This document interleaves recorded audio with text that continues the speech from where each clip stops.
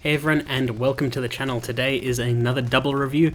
This is the Son Goku Super Saiyan Awakening version S.H.Figuarts, as well as the exclusive Tamashii Nations Anniversary Super Saiyan Goku. They are the same figure, just one is updated, with more modern colors or stylization, and also comes with an energy aura effect part. So effectively, it is a single review, but we are reviewing two figures. It's the same sort of thing that I've been doing lately, just to get through multiple reviews all at once. Now, the Super Saiyan Awakening version of Goku is a little bit special, because it effectively marked the beginning of the 2.0 body mold. So it has a few holdovers from the 1.0s, as well as moved forward in articulation and body design and everything like that, that basically got adopted into what would be the base 2.0 body that was used over and over and over again, and is still used pretty regularly now.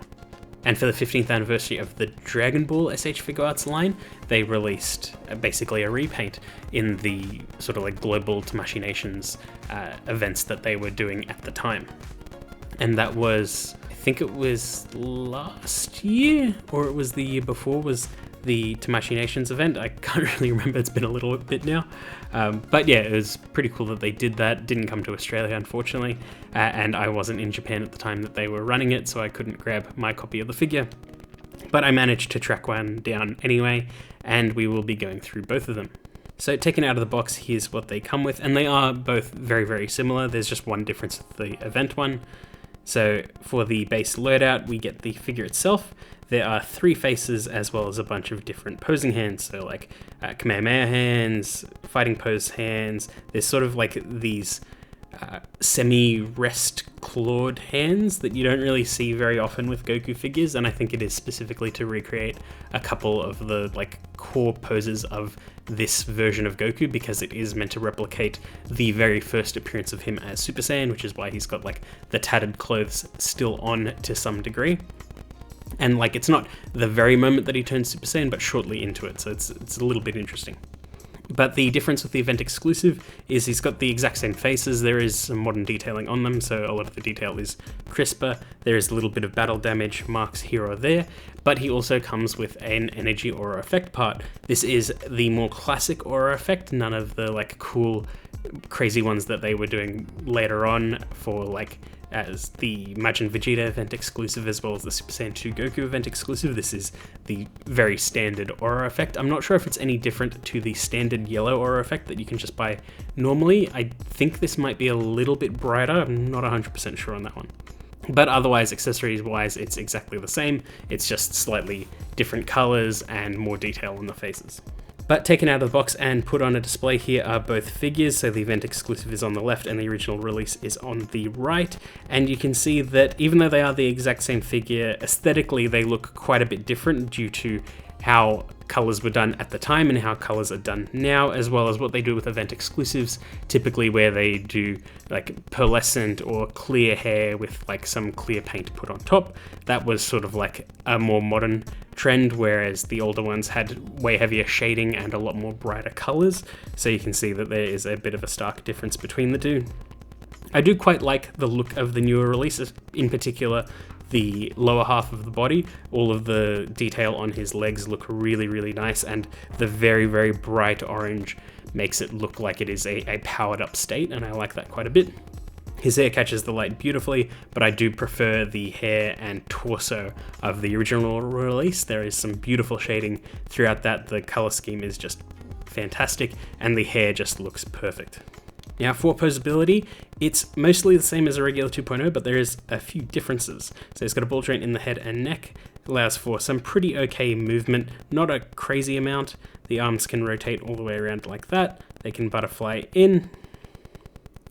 They can hinge out, swivel at the upper arm, bend at the elbow, and ball hinge at the wrist, all fairly standard at this point. He's got a ball joint in the chest, which allows for a little bit of crunching. Nothing too major.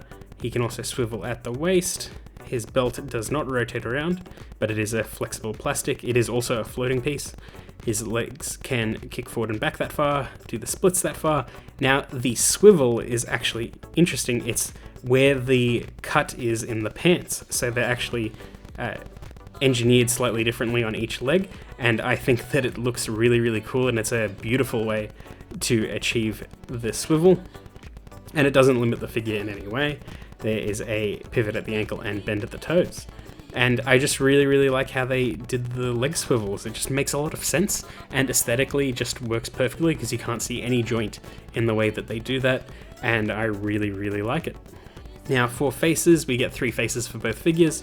So there is a standard sort of serious neutral face out of the box. There's a teeth clenched angry face, as well as a mouth open shouting face. These are the same on both figures, like I said, but the more modern one has a lot more detail in the eyes. Like the eyes are more highly refined, there's a little bit more line work all around, and it's just that more modern Tamashii style.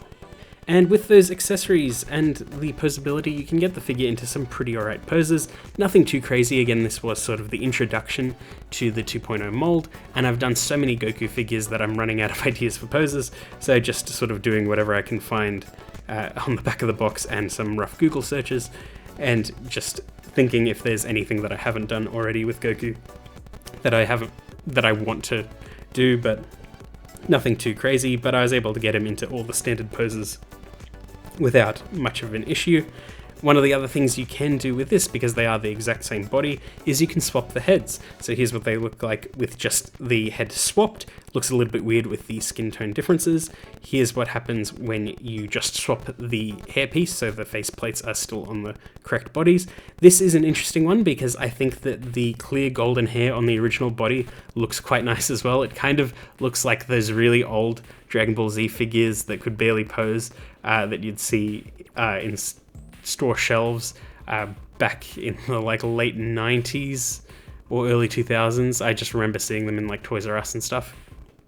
And the awakening hair on the new body doesn't really work too much just because it's generally a little bit more desaturated for the skin tone, so it makes the bright color of the hair look a little bit strange, but it still does look nice. And yeah, I had a decent amount of fun with this figure. It is everything you expect it to be, and that's perfectly fine. I do miss the heavy shading of the earlier figures just because there was so much more detail that would be brought out with them. Like, imagine the battle damaged figures now with that amount of shading, because they carve in all these cuts and bruises and things like that on the figures, but you don't really see that unless you get up really close to it or you shade it yourself. And it's a bit of a shame that you have to do that, because imagine if like the Final Form Full Power Frieza and the legendary Super Saiyan Goku had all of that detail put in. They would look vastly different and look way better. I've seen people's customs of literally just filling in the lines with, you know, panel line or anything, and they just look significantly better. Even just a tiny little bit of shading here or there would go a long way. It's almost like Tamashii are allergic to shading nowadays, and even when they do include shading, it's usually in the wrong spots or looks a bit strange or it's very underdone. So it's very, very difficult to really judge what's going on there. But I do appreciate the older style, and I did like that the new edition had battle damage on it as well. Could have been a little bit, more heavier on it, not just a sort of like decal that's slapped on there and little like scratch marks. They could have, gone a little bit heavier on it. What if you had like those details and the shading of the original? Could have been a way different figure.